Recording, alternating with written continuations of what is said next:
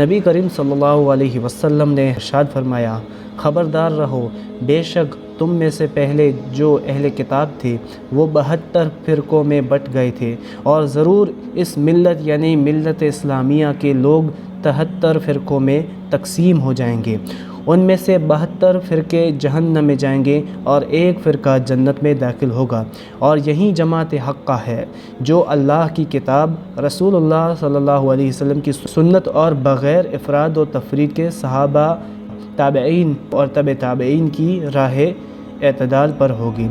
اور بے شک آنے والے وقت میں میری امت میں ایسے لوگ پیدا ہوں گے جن میں گمراہیاں ایسے سما جائے گی جیسے باولی کتے کے کاٹنے سے باولا پن انسان کی ہر رگ